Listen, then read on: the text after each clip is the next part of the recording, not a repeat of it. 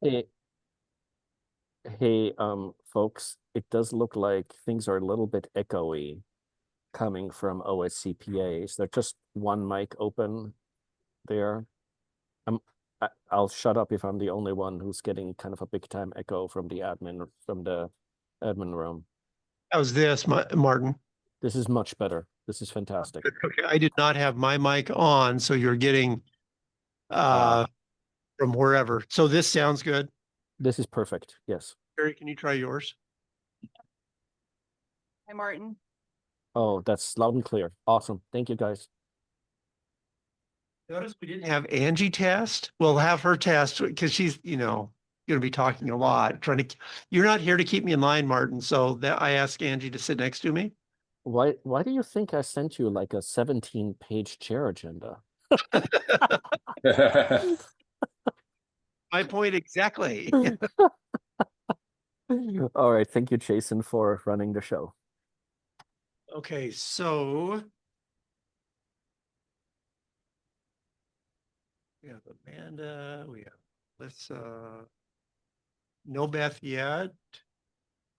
Jason joining at 10:30. Jason Robinson, the cool Jason is joining at 10:30. So we do Yes. forum. Should we start? Just one quick note. Andrew, if you don't mind watching for Jason Robinson's arrival, which could happen during exec session, so that we don't, if you don't mind letting him in if that happens during exec session. Do we have the other guests joining us, Martin, that we talked about after exec session? Yeah. I don't believe so. Okay. All right. Then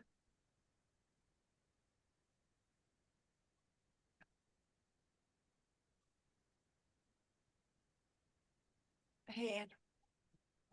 Angie, since you guys are closest, this is the first meeting we've had in here since we remodeled. The compressor on the pop or on the pop case compressors can be a little loud. So if we find that it's a little loud, we'll go ahead and close the door. Oh, okay. But everybody could just go in there. Help yourself to go in there well, there's soda here, but there's cold soda in there too.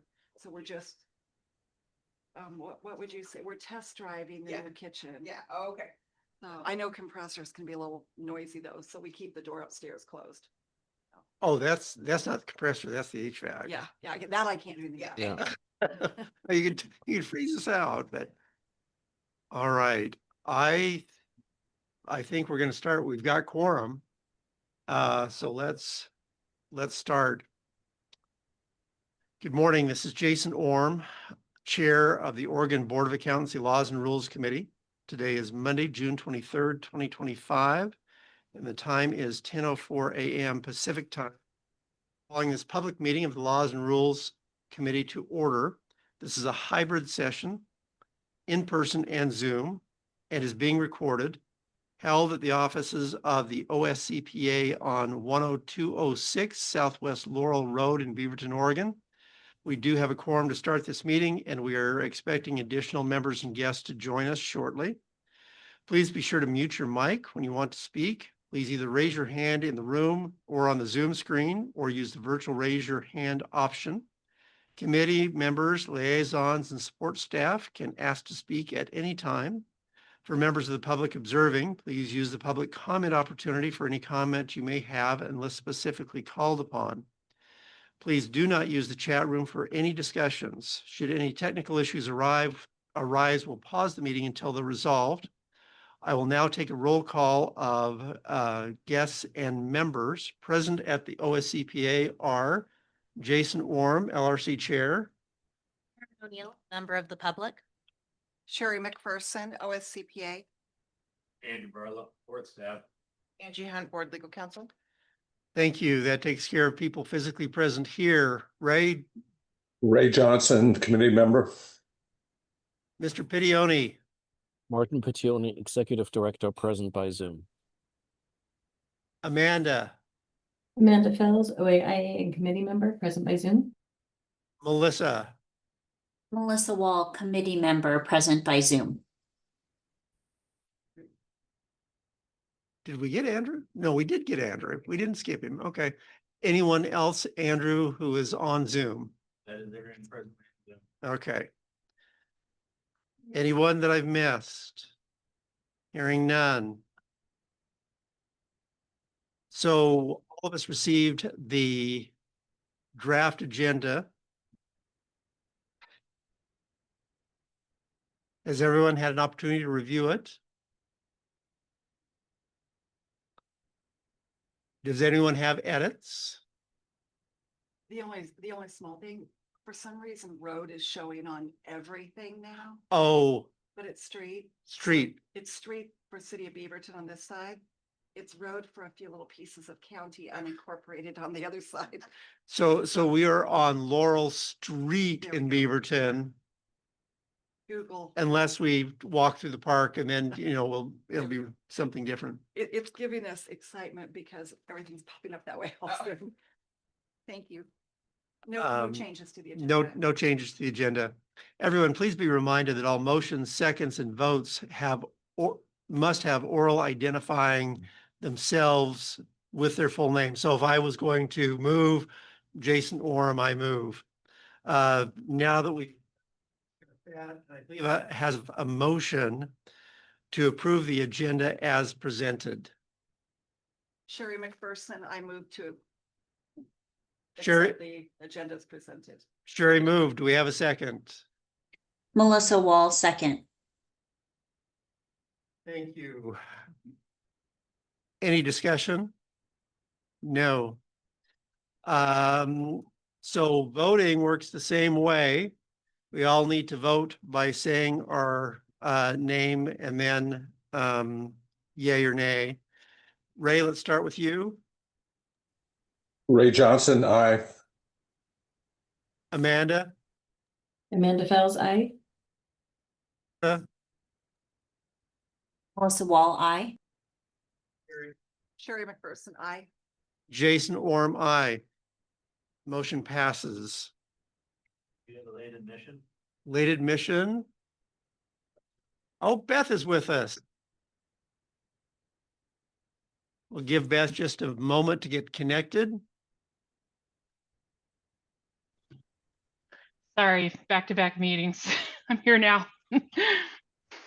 Welcome, Beth. The only thing that you've missed is we just approved the agenda, which I assume you've had an opportunity to take a glance at. Yes, All right. Beth, would you mind introducing yourself for the record? Beth Spencer, committee member. And thus we see why Jason needs both Martin and Angie, because I should have done that. Welcome, Beth. So the only member of the public is Karen O'Neill. Karen is one of our staff in my office who just wanted to come see this process. Do you have any comments? Not at this time. Not at this time. All right. Thank you. So reports and updates. Report from the June 5th, 2025 board meeting. So Jason Robinson will be joining us at about 10:30 due to a scheduling conflict he had. I'll start and Martin, you fill in. It was interesting because the homework we received from the board was a little bit different than what I had anticipated going in. We had talked about originally when we took the private equity alternative practice structure issue back to the board, we had said, what would you like to do? And the board said, we are going to hang tight and just see what's nationally we get, what guidance we get nationally. Based on activity at a national level, the board decided that that is not something that we can wait for. And so the board gave us direction, this committee direction, to focus first on private equity. Second, we'll focus on rules with regard to Senate Bill 797 and the new licensure requirements. I think, Martin, we talked in this meeting, the prior meeting, about the the January timeframe where we'll have rules and statute that don't quite match up for a month. And then we'll match up. So we've discussed that. But the board would like us to focus on alternative practice structure, private equity. The goal is that we will get through this, that we will be able to have draft legislation that can be submitted to the short session beginning January of 2026. That legislation would then have the emergency clause in it, so it would become effective, as I recall, in July. The reason for that is to give some guidance on what's happening right now. Everyone on the call is likely aware that Moss Adams is no longer Moss Adams. They are now Baker Tilly. And what we thought was going to be a little bit different alternative practice structure with them is not. It is similar to the other practice structures where they have carved off the assurance practice owned by CPAs, licensed, and then they have the non-licensed other entity that's the tax and consulting services that is leasing the audit partners to the audit practice as employees, and leasing all the employees to the audit entity. Similar name structure, the same thing that we saw in the discussion draft the AICPA kicked out. So also what the board suggested to us, and Angie and Martin, correct me if I am misstating this, from an Oregon standpoint, our rules are a bit tighter than some of the other states. And Beth is more aware of that than I am, given her practice among states. What the board has suggested to us, if we can, is find a way that our statute would require all public accounting firms, all firms practicing public accounting, we'll get back to the meaning of public accounting in just a minute, are required by statute to license with the Oregon Board of Accountancy unless otherwise exempted by board rule. So what that would do is everybody licenses unless they're exempted by board rule. Martin, Angie, did I state that correctly? Yeah. You need to turn on, Angie.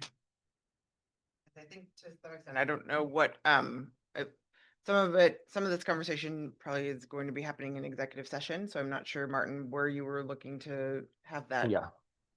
I agree. I think just at a super high level, at the policy direction that Jason suggested here is absolutely accurate. It, in essence, at a high level, the part that I will simply say in public session is, in some ways, it's basically an alignment, getting closer to other jurisdictions, having some carve-outs, but the approach is different a little bit. Is a little bit different in the sense that essentially the ask is for us to essentially base it on a foundation of a broad requirement to register and then carve out exemptions by rule, which is a different approach to the one taken in other states in terms of how it's done, but in terms of what the end result is. The intent is to get us closer to where other states and jurisdictions are at. And Angie's right. There's a part of this that we're going to need to discuss in executive session in terms of the whys, but that's fundamentally correct.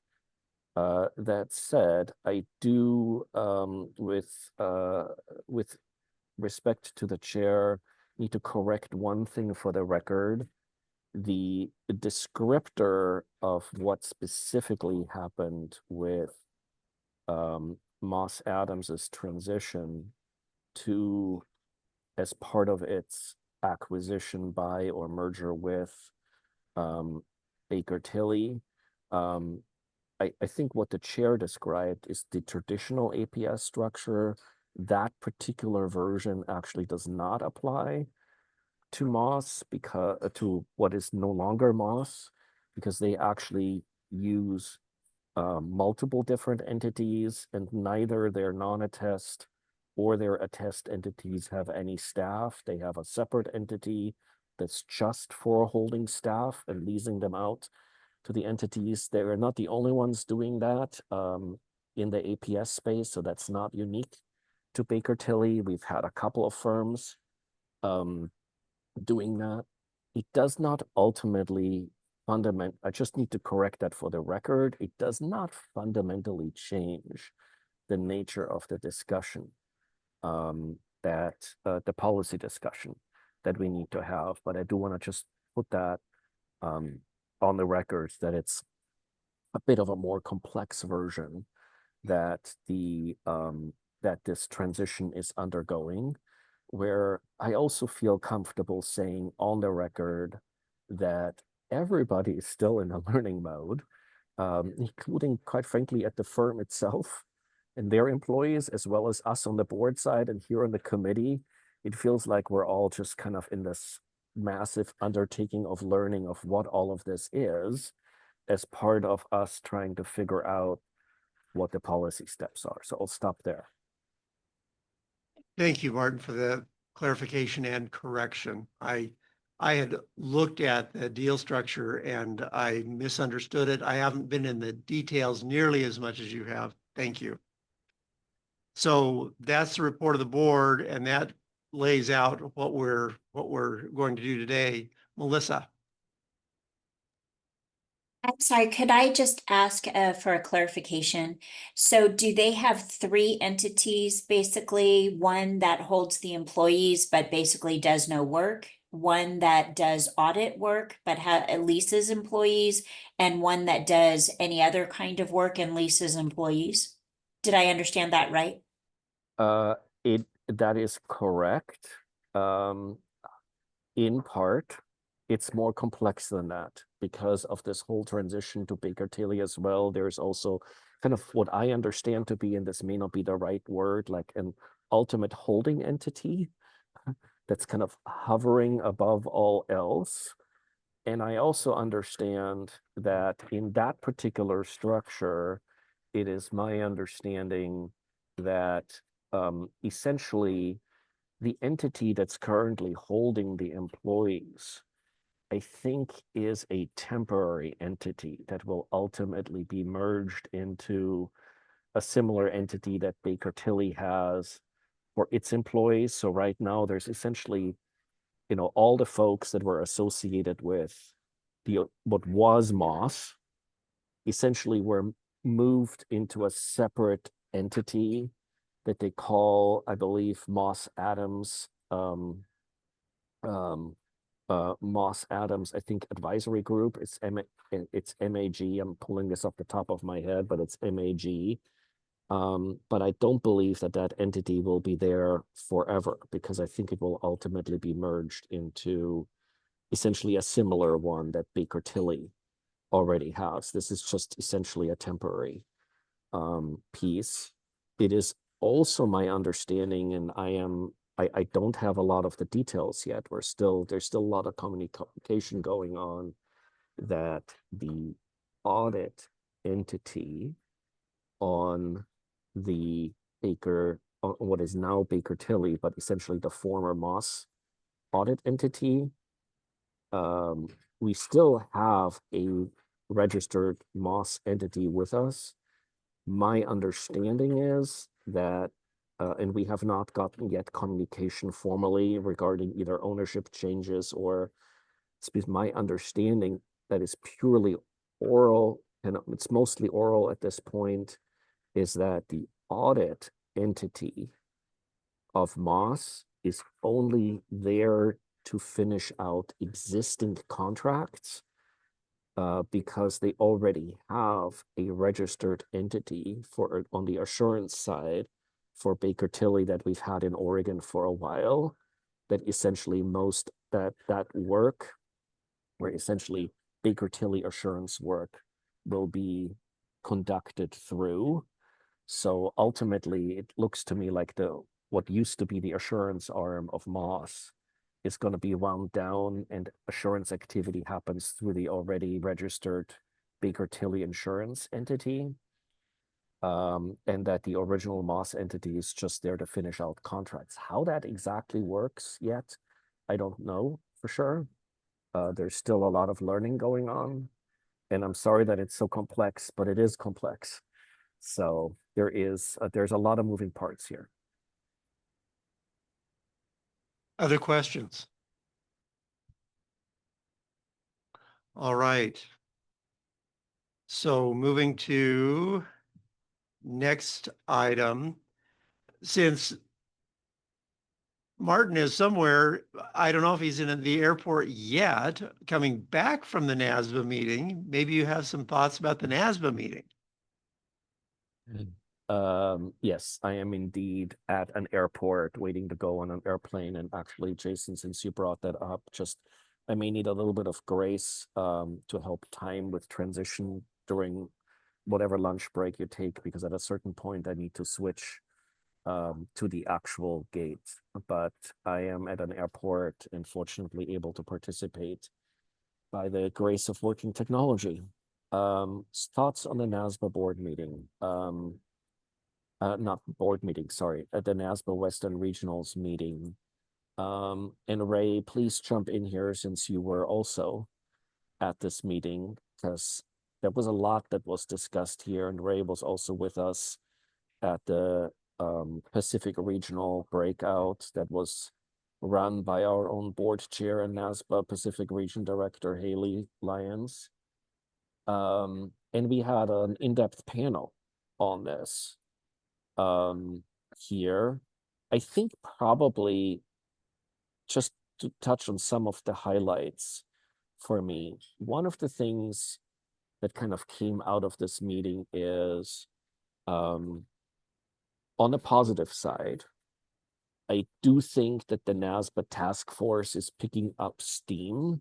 And even though I still think it's very much true what our chair said at the beginning, that we really need to keep moving and that we can't afford to lean back and just wait for national guidance, I do believe that the national task force is picking up steam and hopefully may at least be able to produce some items we can consider for our potentially rulemaking package. And when I say rulemaking package, it would mean rulemaking package that we would need to develop to implement whatever legislative proposal that we would craft here. So that's because it's really 2 layers that the board asked us. It's really 2 layers that the board asked us to do here. One is to develop kind of a legislation. The second one is an associated rules implementation package, right?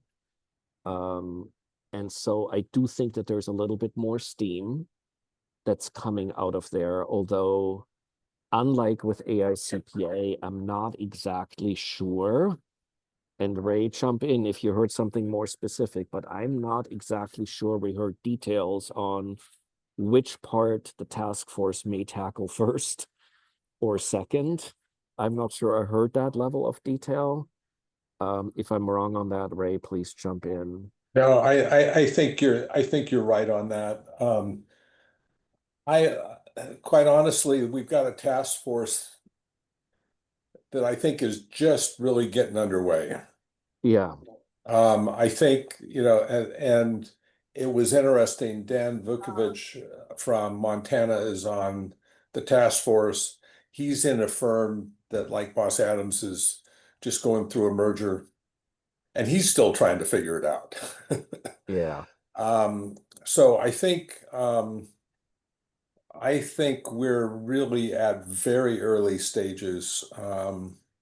Yeah. And I I was quite honestly a little disappointed that there wasn't more to glean. We'll see what happens by November when we get to the national meeting, but at this point, I really didn't get a lot of insights other than the fact that everybody around the country is trying to figure out how to Mhm. get the cows back in the barn and Yeah. what the shape of the barn's going to be. Yeah, or not getting the cows back in the barn and figuring out the shape of the fence, if there's a fence at all. Yeah, if there's a fence at all, yes. Um, I think there was acknowledgement of both concern and I think there was acknowledgement of the ethics issues go way beyond independence. yes, that definitely came out. And on that front, one of the things that was encouraging and very helpful to learn is there's two key things that I picked up from the AICPA side. One was the substantive piece that Ray just alluded to, that they very much recognized that the issues go at the peak level, go beyond independence. And what I heard was a commitment from the stage that they were already working on additional issues beyond independence issues. So that to me was encouraging, that Peak sent a very clear signal that they not just understood it, but that they were committed to coming up with a broader framework. And it's quite frankly, and this may have been on me, but it's not until that regionals meeting that it clicked for me that at the AICPA peak level, that what they put out there for comment was not an exposure draft, but a discussion draft. Discussion draft, yeah. Right? Which means that they are now getting feedback, and you have what is clearly kind of different sets of initial feedback from different jurisdictions. That's not all of the feedback to AICPA. That's just the part that I had easy access to. Okay. But what was really interesting is that they basically gave us an outline time frame. And they basically said, we're going to work on something that's broader, and that their goal is that by the end of November this year, they want to come out with a formal exposure draft that is more comprehensive, that gives them more time to work. And then what I heard was what they called an expedited comment opportunity. And essentially, at least this is not, I think, I didn't get the feeling this was set in stone, but essentially a goal date of February to finalize, to either, I wasn't quite sure whether that was the end of the comment period or to come out with a final product by February of 2026, which is potentially, I think, probably one of the more helpful items given our timing of potentially trying to get something in the 26th session and finalizing rules, probably right around that time. So that's I think one of the more concrete updates that I heard. Other than that, I still feel like it's a fair thing to say that what you have in your materials in terms of a proposed concept and this whole discussion of should we just kind of effectively be out there and be like other states that says, oh, well, we don't really regulate a whole bunch of stuff in the non-attest space, and essentially accept that in that non-attest space, many firms don't have to register, including the PE firms, right? Or as effectively the board has asked us to do, should we find ways and opportunities to potentially regulate some of that space, right? And that's really one of the fundamental policy questions. I do think that the work that we're doing, and this also came through at the board meeting and at the NASBA meeting, is I do think we're a little bit ahead of the curve because people are kind of in wait and see mode. And I also think that the other thing this committee really needs to know is that at the board meeting, so not at the NASBA meeting, but at the board meeting, we got very, very clear feedback, if not, I might almost tempted to use the word warning, that we're going to have an avalanche of this stuff coming our way. So in that sense, even though on the one hand side, we're kind of a little bit ahead of the curve, there was also that sense that I picked up at the board meeting in June that we really can't afford to wait. And the board doesn't want us to wait. And that does not put us in an easy position, right? So it means that the ask for the LRC here is really a pretty heavy one. And my impression was just that from the board meeting, that they wanted to move forward. So I've been watching Melissa, and it looked like maybe she had a comment, but maybe she's got it resolved in her head. You good now? Okay. Just trying to read facial expressions, so. Thinking hard. And what we're gonna do is gonna be challenging as we work through it. So, anything else, Ray, that you'd like to add?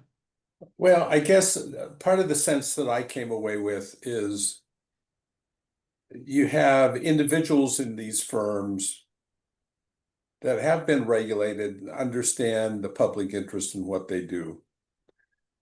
You also have attorneys behind these deals whose primary objective, I think, is to get as much out from under regulation as possible.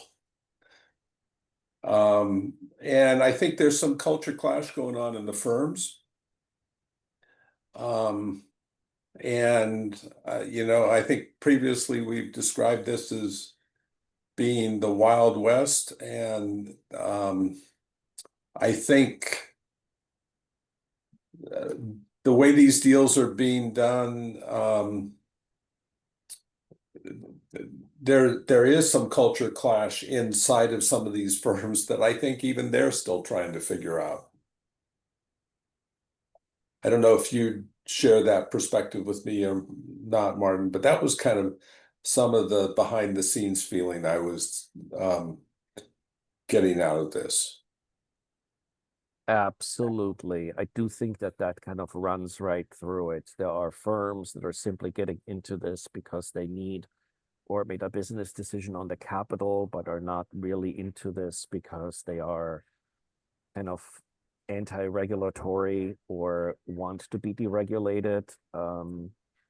Others share that a little bit more. And then there's others who I think I will kind of, I think I can say this publicly, but I've had some very encouraging conversations initially with folks that are now part of Baker Tilly and were with Moss, where I'm picking up some very clear signals that the Moss culture did not disappear overnight, and that there is very much an ongoing interest in finding ways to collaborate and work with us.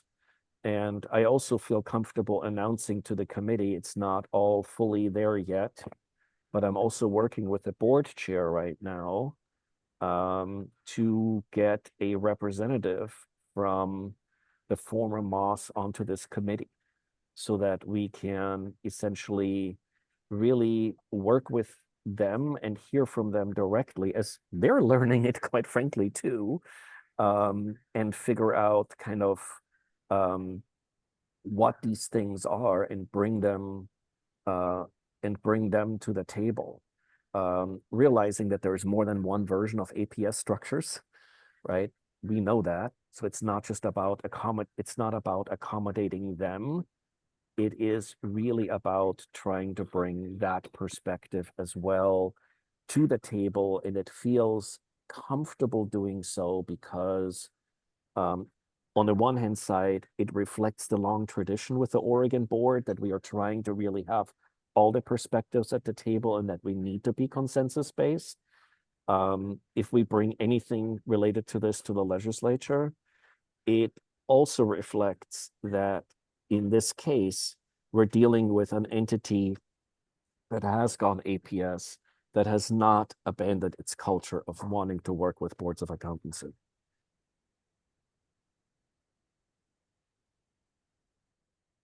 Thank you. Thank you.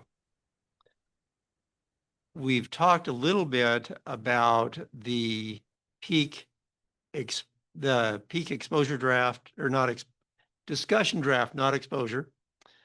And any updates on that? The board did, Ray crafted, the board took his crafted comments on the discussion draft and submitted those. And I think those were circulated amongst this committee before they went to the board. And so those were submitted. Martin, anything else on that front? No, just a small reminder that you can read those comments from other states on your own time. I do think it is a very healthy reminder at a super high level that this is a space where there is a variety of opinions, and you can see just from the comments that the boards are not necessarily in the same place around what they emphasized in their comments back to AICPA. The comments from the states that you sent to us were interesting. Some in line with what we felt, some not quite, or a little further. So it was a nice reminder that everybody is trying to wrap their arms around it. Everybody. Any additional comments on the discussion draft? Hearing none, I'm now adjourning the public session of the Oregon Board of Accountancy Laws and Rules Committee to enter executive session under the authority of ORS 192.660 2FH. Consideration of records exempt from public disclosure and counsel advice. Time is now 10:38.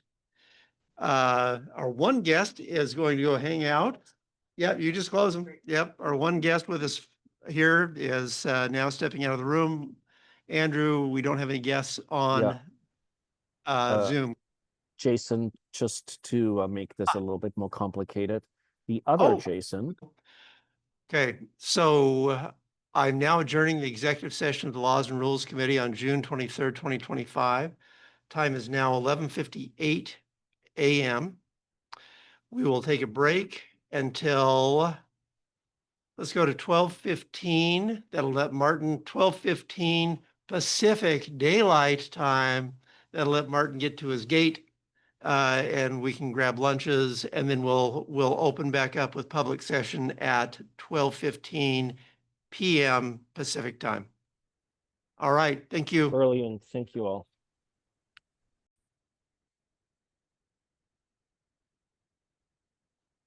This is Jason Orr, Council Law Committee. I'm now session laws. Is June 23rd, 5 and time. For the record, one small change and our attendees. We have one more member of the public. Yourself, please. I think that's me. My name is Penny Sweeting, and I am a tax senior manager at Witham Smith and Brown in Portland.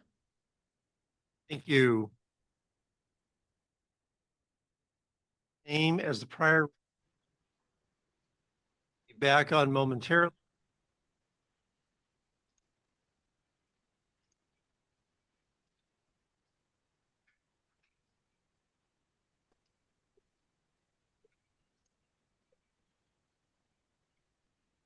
And 2 hours. I'm so sorry. I can only hear about every fifth word that Jason is saying. And that's true for me as well. I can barely hear Jason every Is fifth that word. better? Is that better? Yeah, Much better. Yeah. much. Okay, so this mic has been on for a long time, so I'll get us started and I'll swap it out for that. So a couple of hours ready this It stopped working again. Okay, hold on. Yep. How about that? All right. Much better. So the battery needs to be recharged. So we spent about an hour in executive session with Angie giving legal advice. What we're doing is hard. It's super hard. And so the discussion that I'd like to facilitate now and have us have is private equity is a fact. And these changes in ownership and how people are practicing is a fact. We've had some proposals on what we can do. What do we want to do? I mean, one of the proposals is that we make a change to statute that would require all firms to register with the ability in rule to have some relief and some carve outs. There are questions surrounding, do we modify the definition of public accounting? Oregon is more strict, is that the right word, Beth, about registration, and they require more folks to register than other states do. Question on the table is also whether or not, and discussed in executive session, but I think it ought to be in public session too, the question of, do we require everybody to register? Jason is in Washington. He does one tax return in Oregon, and now he has to register with the Oregon Board of Accountancy. There are lots of administrative burden that would go with that. What do we want to do? Board of Accountancy has tasked us with coming up with legislative concept to propose to them. What do we want to do? Jason Robinson, did I adequately express and explain the board's direction to this group? Yes, you did, Jason. Okay. So, having said that, what are the thoughts of the committee? And let me lay out some other groundwork real quick. I'm going to skip down to item number 7 and do part of that now. We've got 45 minutes left. Less than 45 minutes. We have less than 40 minutes left. We will end by 1 o'clock out of respect for schedules. I don't know if we are going to get all the way through this by 1 o'clock. This is a very challenging topic.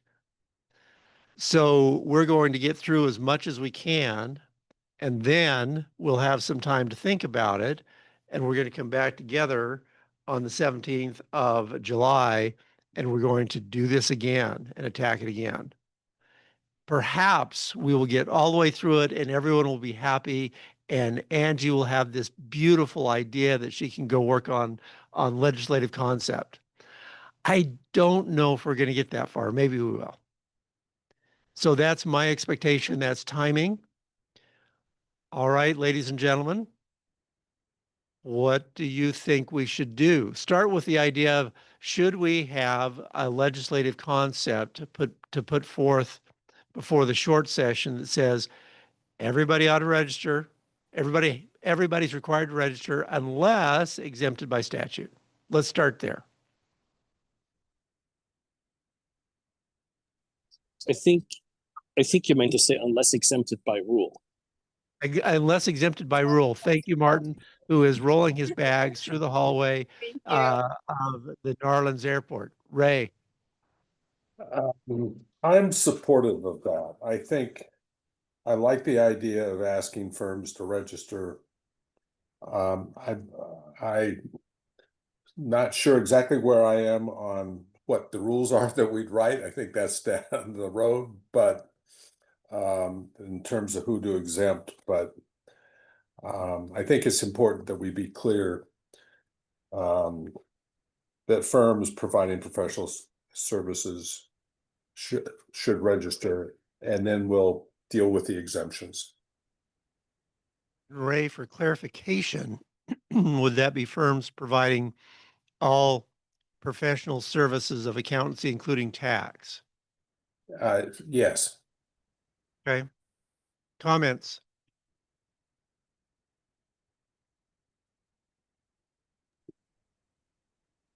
Ray, would your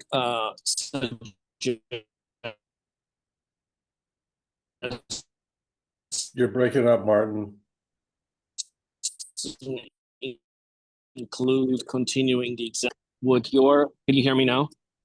That's better. Thank you. Can you just clarify, Ray, if your suggestion is intended to maintain kind of the carve out that we have now for out-of-state firms, that they don't have to register in a non-attest space if they only provide non-assurance services? That's correct. That if they don't have a physical location in the state. Okay. Melissa, I saw a hand. So I'm trying to formulate kind of the point that I'm trying to get to in my mind. So for firms that are providing attest services, they're subject to peer review requirements and they're subject to the ethics and rules of the state of Oregon. For a firm that is not providing attest services, what would be they're subject to the ethics and the rules, but there isn't a kind of a compliance check on them. So what is the devil's advocate type of thing? Why do we want them to register? Does that make sense? It does. Question to Jason Robinson. How many complaints that the board deals with are tax related versus assurance related, just on a percentage, do you think? How would I define that, Mark? Tax fees have been brought forward, but I don't know that tax related questions.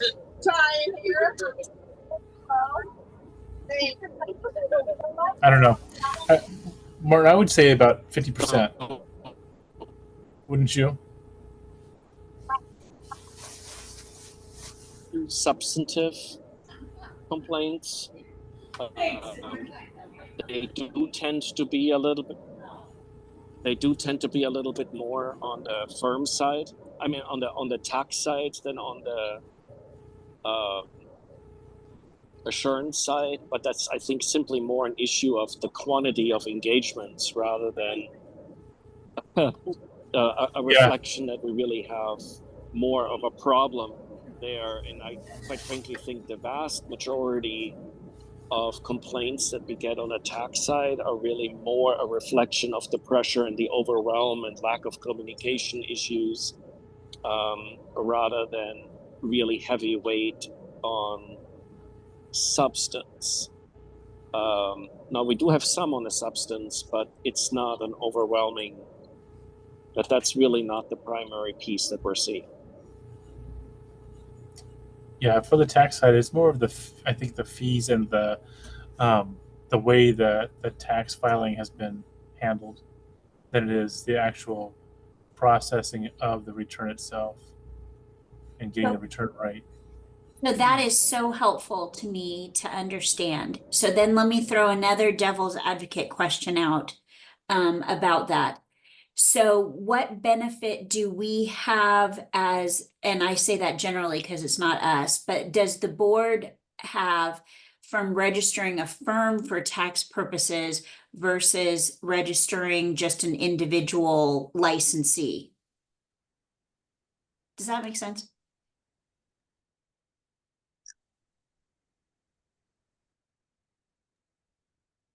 Yes, it does. It does. And if I may, essentially what it means is right now we have the benefit of saying that if a consumer gets a service from a CPA, regardless of whether that's on the attestation or non-attestation side, that they have the benefit of essentially dual levels of accountability, right? Because a license is ultimately an accountability mechanism, right? And so what it means is that in Oregon, up until this evolution that we've had with firms kind of declaring themselves as no longer CPA firms as part of restructuring in the non-attest space, right? Up until now, it's been really pretty straightforward in, sorry, you're probably going to hear some background noise, I'm sorry. Essentially in Oregon, we've been able to say that you have both the firm is responsible to professional standard and the individual CPA is responsible to the professional standards. And that's been true across the enterprise, right? And so essentially anything that we do that steps back from that essentially removes potentially that level of accountability at the level of the firm. And that does create some complications, but you can also make an argument that, you know, while that's not, at the risk of stating the obvious, quite as solid from a consumer protection perspective, it does not remove all of the accountability, because you do still have the accountability at the level of the individual. So I hope that makes sense as a response.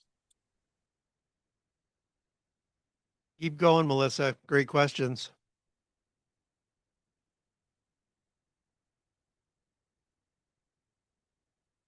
While you're thinking, Amanda's got one instead.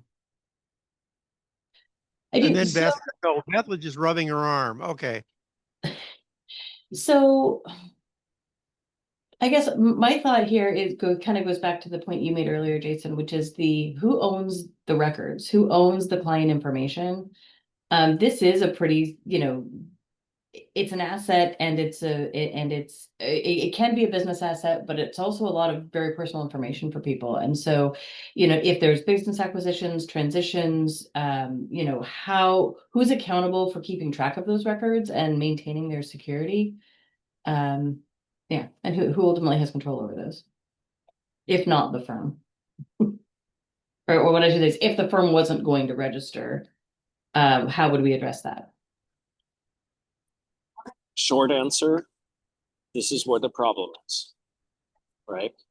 Because the simple truth is, right, if you start with the core principle that any regulatory entity, whether it's us or anybody else, right, the only, with very limited exceptions, like is in holding out or using a prohibited title, right, really the only way a regulatory board like us has jurisdiction is if there is a license. If there is not a license, meaning now what we're discussing at the level of the firm, then the ability to deal with these records and ownership and record retention issues becomes much harder, right? Because all the stuff that we're requiring from a registered firm by rule, we can require because they're registered with us. So both the ability to kind of protect the consumer that way, and then quite frankly, you know, one of the things that I worry about, even though that's already quite frankly true in many other jurisdictions, is, right, so what happens in a non-registered firm where you have some kind of a significant failure, let's say in the tax arena, right? Right now, in Oregon, if the firm is required to re-register, we know that both the firm and the individual CPA are accountable to standards. When you take the firm level away, right, one of the things that I worry about is, I'm gonna, you know, because I'm just really love picking on my board members. Let's go and pick on Jason one more time, right? If Jason is inside a firm, provides a tax service, something goes terribly wrong, some professional standard isn't met, or maybe multiple aren't met for whatever sets of reasons, right? His firm that is not registered under this example, right? Is essentially saying, whoa, okay, let's get rid of Jason. Okay, Jason is now out on the street, and you're trying to go through a complaint process, right? Who owns the records? Who has access to those records, right? It's far more complicated now, right? Both from the board side and also, quite frankly, for the practitioner, Jason, to figure out how do I, cooperate with the board, construct my defense, right? Around this stuff, because the practitioner doesn't own the record, right? The firm does. So it does get more complicated from a variety of perspectives, from my opinion, in that space. So I hope that makes sense.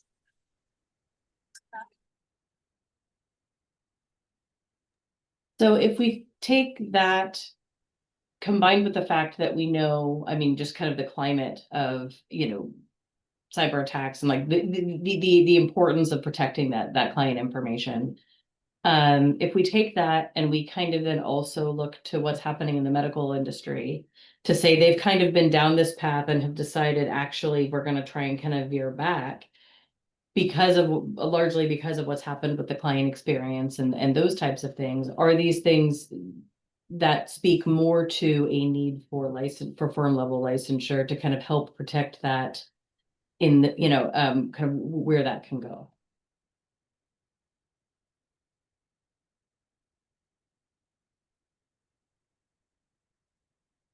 I want to add one thing to that. Great question.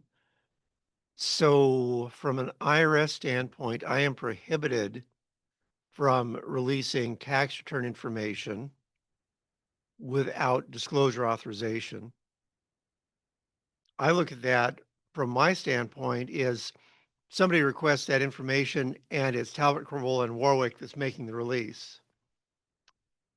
But if Talbot, Corvola, and Warwick isn't licensed, is it Jason Orm who's giving the authorization? I don't know. I've never thought about that and how it works. And that's why from a public protection standpoint, to me, it just feels odd for a firm performing professional tax services would not be regulated by the Board of Accountancy if it's a group of CPAs working, no matter who the owner is. That just seems odd to me. But again, that's me. I mean, we've got tax preparation companies all over the U.S., H&R Block, Liberty, whatever. But there's also a very large national tax firm who has deliberately avoided registering in any state because it was the remnant of Arthur Andersen Partners. And they've even been allowed to take the Andersen name back. But they are not licensed with any state board. And I checked, they don't have an office in Oregon because they strictly stay out of the attest business. And so there are professional tax firms that do this already. So I'm just saying, I don't know which horse I have in this game. I'm just saying there's just a lot out there that's happening. Beth, thank you for the perspective that you bring, because I don't have that perspective. And that's interesting. Goes back to we're an outlier. Where do we want to be? And this is the hard part of this discussion. Jason Robinson, if we're missing something from the board direction standpoint, would you please let us know? Because my impression was the board also struggled with this. Ray.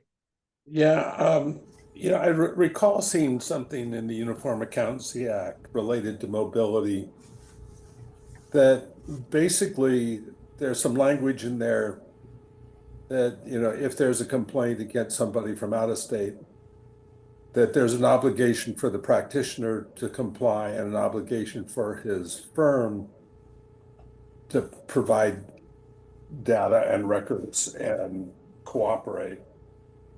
I think it's important for us to make sure we have that kind of language both in our rule or statute, not only for somebody that's practicing here by mobility, but with respect to our ability that if there's a complaint, would be a requirement on the part of the licensee and the licensee's employer to cooperate.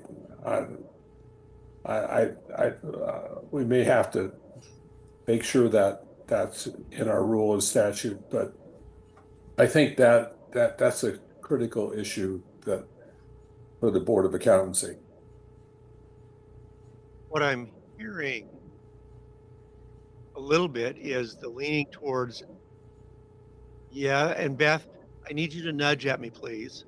I'm hearing we would like everybody to have the requirement to register if they have physical presence in the state, no matter if they're doing a test or just tax.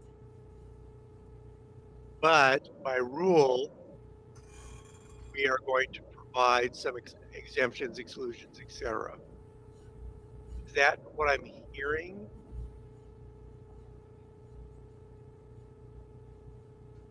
Thumbs up, thumbs down, thumbs sideways, which means I have no idea. Sherry's gently nodding her head. I've got a Martin, or I'm seeing thumbs up. Beth, oh, she's given 2. Oh, good. Thanks, Beth. She gives 2 thumbs up, followed by I just, and that's fair because this is, again, it's challenging. So I just heard that we got a thumbs up from Martin. So let me take that. What about ownership? Let me nudge that. I want to nudge at these high level topics so that when we come back, because we got 15 minutes left, when we come back, we can say, okay, we decided these things. Now let's dig into the details. Let's figure out how this works. So what about ownership? We have 2 things on the table right now in statute. Got to be owned by CPAs by 51% or better. And the minority owners have to be active in the business. Okay. What do we want to do? We've just seen the medical profession in Oregon move back to 51%. Perhaps they've seen a part of this movie that we haven't seen yet, and there's a reason that they've done that. I don't know. What do we want to do? And whatever decision we make here, we've also got to decide, we've got some organizations that have been created that don't fit that. Okay, how do we work with them to now be in compliance? What does that look like? But first, do we want to keep the 51%? I think we want to keep the 51% for assurance firms for sure, and live owners. I don't know what we can do about the other ones, that the cat is out of that bag. So we have to decide, are we going to put our foot down and say, sorry, and then those big firms will just pull their offices out of here. Or do we have a different ownership structure for non-assurance firms that we allow until or unless the industry corrects in 10 to 15 years nationally when we see what happens? Other thoughts, comments? Thank you, Beth. Because I agree, they can just say, fine, you're going to require that. We'll just pull the firm's office out and provide services in on the non-attest.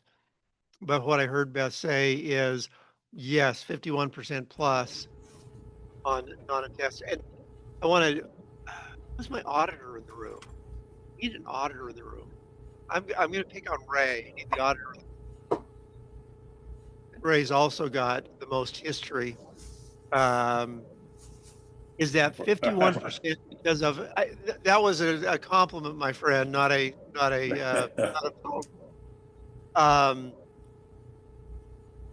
that 51% is there because of the independence rules with regard to a test. Is that correct?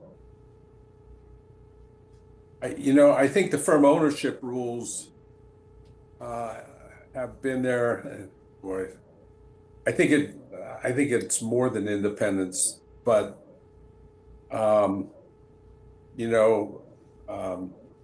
the independent, the firms that have already gone private equity have been very careful about keeping majority ownership of CPAs in the attest space.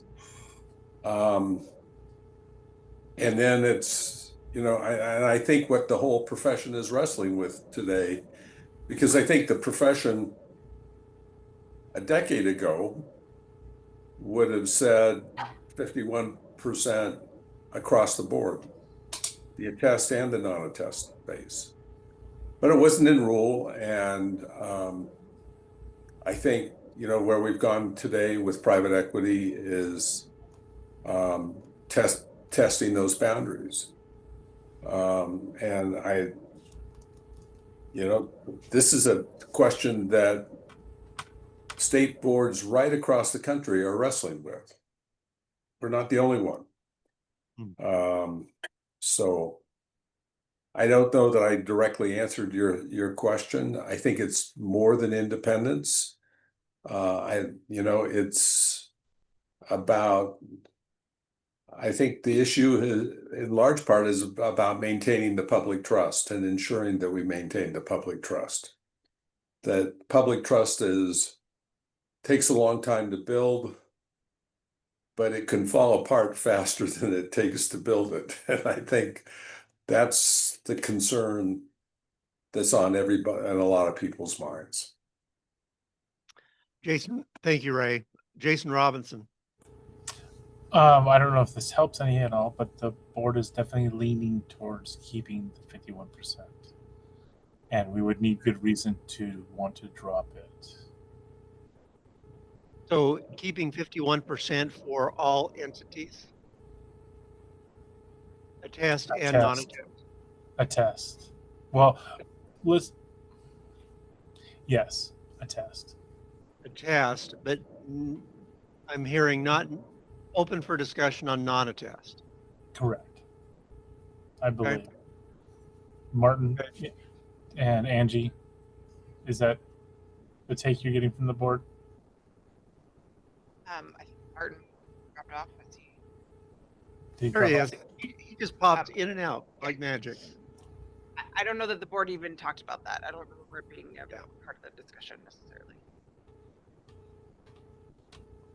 My sense is the board on this is not settled yet, which is another way of saying I do think the board is still open, right? Because I do think it opens up in a non-attest space. It overlaps with what Jason pointed to earlier, which is kind of that leaning toward giving people the option to register rather than, pushing people out, right? And so I do think that there is that potentially that openness. It does make it a lot more complicated because it would mean that we would have to open up the door. We would have to open up the door to essentially CPAs being in a minority under certain circumstances, right? Which is essentially what's happening in most jurisdictions already in a non-attest space, right? But essentially being open about it as opposed to having it pushed away and potentially trying to regulate it rather than simply saying that's out there somewhere and let's pretend it's not a CPA firm, even though it's a firm that's crawling full of CPAs doing the same thing that they did, before the APS transition took place. That's really kind of the crux of the matter is because the whole thing is really just a kind of a game that I think one of the board members in June framed it as it's form over substance, right? Is I think what I remember hearing those words from one of our CPA board members, right? And the question is, if we essentially agree that it's form over substance, right?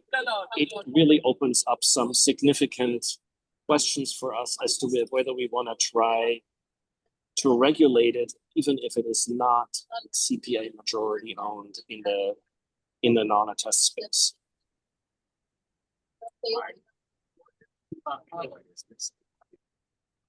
Thank you, Martin. Martin's going on and off because we think he's on the aircraft. So Penny's got her hand up. I'm not ignoring you, Penny. Any other comments from the board, from members of the committee? And I'm going to go to public comment for just a minute. Okay. Yep, Amanda. So I guess, well, I like the idea of, and what it would mean to keep the non-attest portions of the firm majority CPA owned. What it does for the profession, like I can see a lot of advantages to that, but if the reality is that that's not really doable given the landscape, and that's going to make Oregon an outlier and just make it a lot more challenging, I would be more supportive of changing that. If in order to accommodate these other firms, we would have to be putting in these exclusions and exemptions that might create an environment, where these larger, APS firms could potentially be operating in a less regulated environment. Like all of a sudden they have an exclusion, right, because of their ownership mix or something. Than let's say a smaller CPA, like a smaller firm with 2 or 3 members, now all of a sudden has a registration requirement where some of these other, where some of these larger firms wouldn't. So that would be my only concern. If that's really kind of the practical, if that's what it would take to get there, then I would say I would be more supportive of changing the ownership requirement for everybody, rather than kind of creating these kind of piecemeal exclusions. Okay. So Penny, gonna go to public comment. You weren't here when I normally read this. 3 minutes. If you go off topic, I have the opportunity to wish you well. Go ahead, Penny. Okay. Thank you for the opportunity to jump in and say a few things. I would, as a CPA, as a member of the OSCPA, the AICPA, I am in favor of having the 51% be applicable to tax as well, in addition to attest. And part of my concern is changing. Just because the business landscape is changing doesn't mean that it's a good change. And I really liked Ray's comments about that the essence of our profession is trust. And when it comes right down to it, we are, as from my perspective, CPAs are, in the top of trusted professionals, and to lose that I think will be detrimental to the industry and to the public. And so it's really challenging to figure out where that line is, but I think we need to come from a place of maintaining our integrity rather than changing our principles to fit the business needs of private equity, basically. So those are my comments. It's a hard discussion, and I don't think, just personally, my opinion, not necessarily my firm, personally think that that we're going down a slippery slope by allowing the majority of CPAs, or the majority ownership, to not be CPAs in both attest and on the tax side. And as we get further down, I can see I'm not sure I would be able to say it in this short period of time, but I can see the erosion of the medical industry with the MSOs and MSAs and the new structure that's there, and the erosion of the quality of care and service in that industry, and can see that would be detrimental to our industry. So those are kind of some of the comments I'm having. I really appreciate the opportunity to be a part of this conversation and appreciate you listening to my perspective. Thanks. Thanks, Penny, very much. So in the last about 5 minutes, Angie, is there anything under item 6 that I'm going to do a sum up, but I want to make sure there's nothing under agenda item 6 that I've missed. Martin is coming on and off only again because he's in transit, and he said I could refer to you too. Oh, he did pop back. Yeah, I'm just trying to stay off mute so you guys don't get all the background noise, but I will have to shut off in about 3 minutes. That's perfect because we have to shut off in 3 minutes. So is there anything else? I mean, we started to flush this out, Martin. Is there anything else that should be brought before the committee for this meeting, knowing that we're going to continue this discussion in a few weeks at the next meeting? Anything that I've missed that we should have at least had a top level discussion about? Mr. Pidioni is shaking his head no. And I assume even in Germany and Austria, that means the same thing as it does here. Okay. I assume so.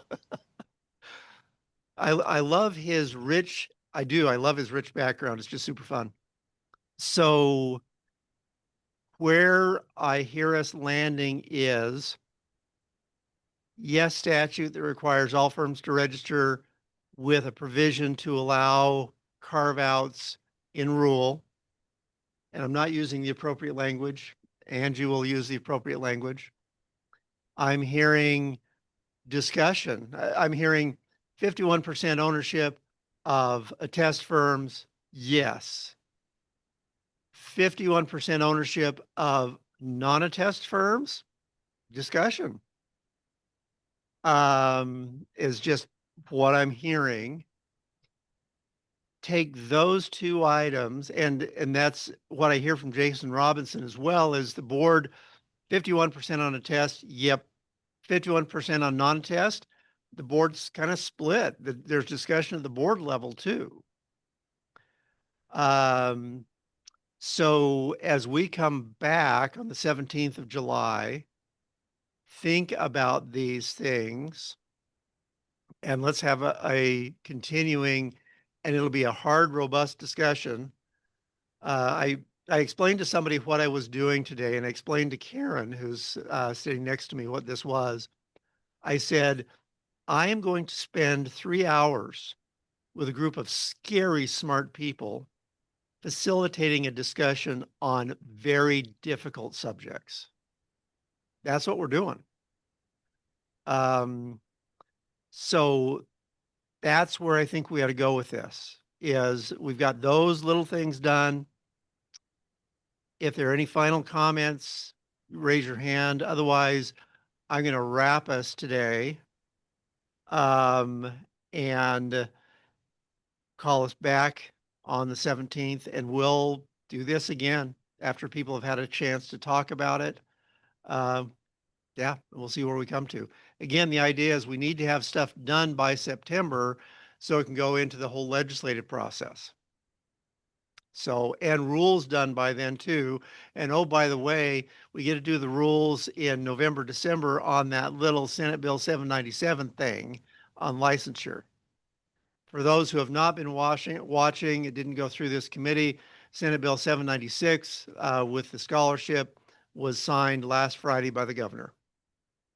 So lots of big deal stuff has happened. All right. With that, our next Laws and Rules Committee will be held by Zoom only on July 17th, 2025 from 1 to 3 p.m. Pacific time.